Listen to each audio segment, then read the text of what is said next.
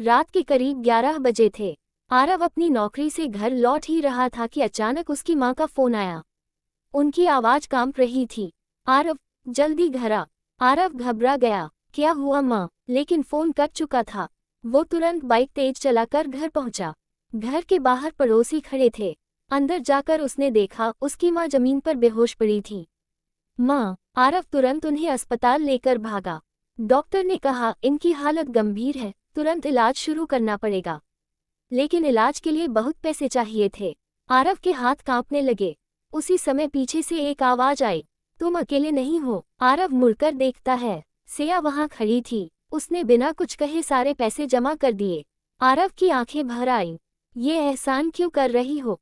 सिया धीरे से बोली, प्यार में एहसान नहीं होते, साथ होता है। अस्पताल के खर्च के बाद आरव की जिंदगी और मुश्किल हो गई थी। सुबह कॉलेज, शाम नौकरी, रात अस्पताल। वो पूरी तरह थक चुका था। एक दिन क्लास में ही उसकी आंख लग गई। सिया उसे देखती रही। क्लास खत्म होने के बाद वो उसके पास आई। तुम खुद को खत्म कर लोगे? आरव हल्का मुस्कुराया। कुछ सपने नींद से बड़े होते हैं। आरव का दोस्त करण अंदर ही अंदर उससे जलने लगा था। उसे सिया पसंद थी। एक दिन वो सिया के पास गया। तुम्हें पता है, आरव तुम्हारे पीछे सिर्फ पैसे के लिए है। सिया गुस्से में बोली, बस करो करण। लेकिन करण झूठ बोलता रहा। धीरे धीरे सिया के मन में शक पैदा होने लगा।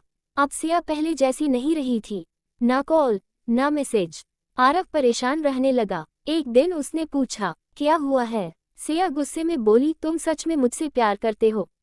आरव हैरान रह गया। ये कैसा सवाल है? लेकिन सिया वहां से चली गई। कई दिनों तक दोनों की बात नहीं हुई। कॉलेज की वही कैंटीन अब खाली लगने लगी थी। आरव रोज सिया को दूर से देखता, लेकिन वो नजरें चुरा लेती। रात को आरव उनकी पुरानी तस्वीरें देखकर रोता रहता। एक दिन सिया गलती से करण और उसके दोस्त की बातें सुन लेती है। भाई, मैंने तो बस दोनों को अलग करने के लिए झूठ बोला था। सिया के पैरों तले जमीन खिसक गई। उसे एहसास हुआ कि उसने आरव पर शक करके बहुत बड़ी गलती की है। सिया तुरंत बारिश में भीगते हुए आरव के घर पहुंचती है। दरवाजा खुलते ही वो रोने लगती है। मुझे माफ कर दो। आरव चुपचाप उसे देखता रहा। मैंने तुम पर शक किया। कुछ सेकंड बाद आरव धीरे से बोला, दर्द झूठ से नहीं, तुम्हारे भरोसा तोड़ने से हुआ। सिया रोते हुए उसे गले लगा लेती है। अगले दिन आरव सिया को कॉलेज की छत पर बुलाता है। उसके हाथ में छोटा सा गिफ्ट था। ये क्या है? खोलकर देखो। अंदर एक छोटी डायरी थी। पहले पेज पर लिखा था, अगर कभी मैं चुप हो जाऊं तो समझ लेना कि मैं आज भी तुमसे उतना ही प्यार करता हूं। सिया की आंखें भर आईं। सिया का जन्मदिन था। उसे लगा कि इस बार आरव भूल गया है।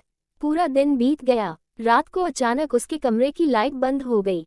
जब लाइट वापस आए, पूरा कमरा मोमबत्तियों से सजा हुआ था। बीच में आरव खड़ा था। Happy birthday. सिया खुशी से रो पड़ी। दोनों रात को कॉलेज की छत पर बैठे थे। सिया ने पूछा, तुम्हारा सबसे बड़ा सपना क्या है? आरव आसमान देखते हुए बोला, एक छोटा सा घर जिसमें माँ खुश रहे और तुम हमेशा मेरे साथ रहो। सिया मुस्कुराई, और अगर मैं कभी दूर चली गई तो? आरव ने तुरंत जवाब दिया, फिर मैं हर दिन तुम्हारा इंतजार करूंगा। एक दिन सिया के पिता ने उसे आरव के साथ देख लिया। घर पहुंचते ही वो गुस्से में बोले, तुम उस लड़की से नहीं मिलोगी। सिया डर गई, लेकिन पापा, बस उसका और हमारा कोई मुकाबला नहीं। उस रात सिया बहुत रोई। अब सिया का फोन छीन लिया गया था। कॉलेज जाना भी बंद। आरव कई दिनों तक उसका इंतजार करता रहा। हर दिन कॉलेज गेट पर खड़ा रहता, लेकिन सिया नहीं आई। बारिश हो, धूप हो, आरव रोज कॉलेज गेट पर खड़ा रहता। दोस्त समझाते, भूल जाओ उसे, लेकिन आरव सिर्फ इतना कहता, सच्चा प्यार इतनी आसानी से नहीं हारता। एक हफ्ते बाद अचानक कॉलेज के गेट पर वही सफेद कार रुकी। सिया उतरी। आरव उसे देखकर कुछ सेकंड तक वहीं खड़ा रह गया। अगले ही पल सिया दौड़कर उससे लिपट गई। मैं कहीं नहीं जाने वाली। आरव की आंखें भर आईं। अब दोनों फिर साथ थे, लेकिन घर का दबाव बढ़ता जा रहा था।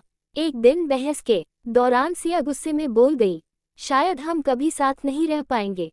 ये सुनकर आरव चुप हो गया। उसकी खामोशी इस बार बहुत दर्दनाक थी। अब दोनों के बीच खामोशी बढ़ने लगी थी। पहले जहां घंटों बातें होती थी, अब कुछ मिनट की कॉल भी मुश्किल लगती थी। लेकिन दोनों अंदर से एक दूसरे को खोने से डर रहे थे। कॉलेज का फेस्ट शुरू हुआ। सिया डांस परफॉर्मेंस में थी और आरव डिबेट में। दोनों ने जीत हासिल की। स्टेज से उतरते ही सिया दौड़कर आरव को गले लगा लेती है। पूरा कॉलेज तालियां बजाने लगता है।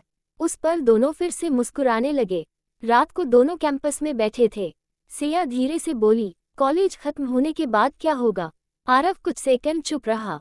पता नहीं, लेकिन मैं तुम्हें कभी छोड़कर नहीं जाऊंगा। कॉलेज में प्लेसमेंट शुरू हो गए। आरव दिन रात मेहनत करने लगा। उसे पता था कि अगर जिंदगी में कुछ बनना है तो अभी लड़ना होगा। आखिरकार उसे एक बड़ी कंपनी में नौकरी मिल जाती है। सिया खुशी से उसे गले लगा लेती है। अब दोनों अपने भविष्य के सपने देखने लगे। छोटा घर, साथ की जिंदगी और ढेर सारी खुशियां। आरव मुस्कुराकर बोला, एक दिन सब ठीक हो जाएगा। उसी रात सिया को विदेश यूनिवर्सिटी से कॉल आता है।